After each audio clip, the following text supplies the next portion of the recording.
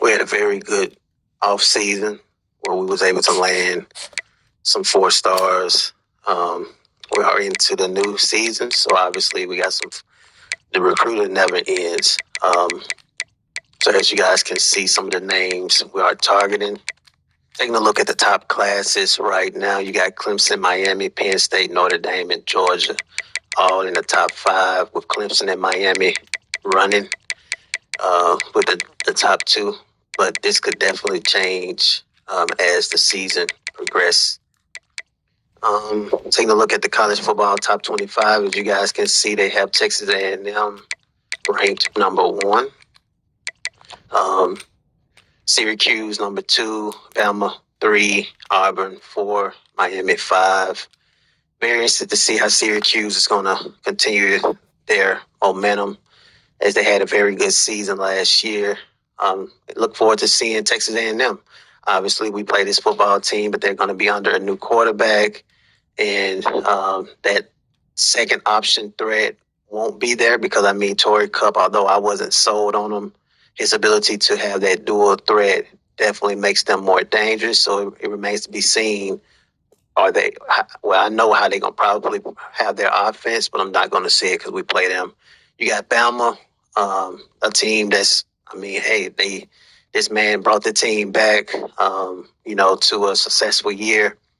Unfortunately, he didn't get the full 200.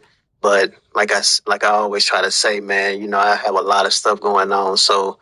I could say it's going to be 500 this year, and then it end up being 100. You just never know.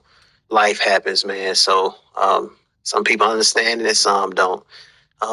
Taking a look at the Heisman watch and going on, just making that quickly explain is that, I have to have the flight, Airbnb. I got to have a lot of things. So maybe I should, I want to say I'm still going to promote it, though. I know the best way could be, not promote it. Like say, hey, 250 this year, and then it don't be it. But I'm gonna still promote it because it's still good for YouTube.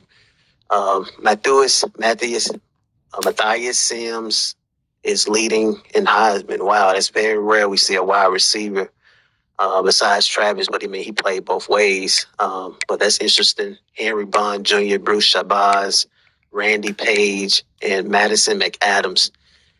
Young, promising quarterback, man. Madison McAdams. We know how great of recruiter that Wisconsin is. Notable games this week. We got Texas and Syracuse. I think it's definitely going to be a very good game. A chance for Syracuse to get back in the win column. Then you have a team like Texas. A few years ago, there was a national champion. Then you got Colorado and Texas A&M. Last time Colorado played Texas A&M was the first year when we had Shador and Travis Hunter, and we were able to beat them. Although I never forget, it was a coaching decision made in regards to Massive, where he allowed us to have another possession. So haven't played them since then, but we will see how they go. As I said before, I know they have good defense. So I'm interested to see how they're going to match up with our offense. I think this could potentially be the number 1 offense versus the number 1 defense. Tulane and Wisconsin. This is going to be a very good game. You got Frederick Wells, starting quarterback for Tulane, a team that's not highly rated but always in the conversation. Then you got Wisconsin, a team that's definitely higher rated at home. Home crowd. It's going to be hard for Tulane to go in there and beat Wisconsin, but we will see. Georgia Tech and LSU. I think this is going to be another great one. Georgia Tech is a team that is known for winning. So obviously, I think some teams had games last week. So let's see. Anybody? So no users played. So that's why we didn't really have a week 0 recap. But it's interesting to look at. A lot of small schools. BYU win against Purdue. That's interesting. Let's see. Let's take a look at the coaching stats. Let's see if anything changed. Best coaches in the league: Texas, Tulane, Miami. North Carolina, Syracuse, Texas A&M, and Alabama. Hard to have an A+ prestige. That stuff help you with recruiting and stuff like that. And then everything else is Wisconsin. I'm surprised Wisconsin don't have an A+. Georgia, Michigan, Auburn, UCLA, and Oklahoma State, Notre Dame, Penn State. We're B+. Wow, that's not good. USC, yeah, it's not good because that stuff help, recruiting and stuff. So, and we haven't made to the playoffs since Shador year. So, I mean, we've had 6 winning seasons, but we haven't actually had a playoff since then. So, the game understands that and recognizes it. Taking a look at our team before we get out of here.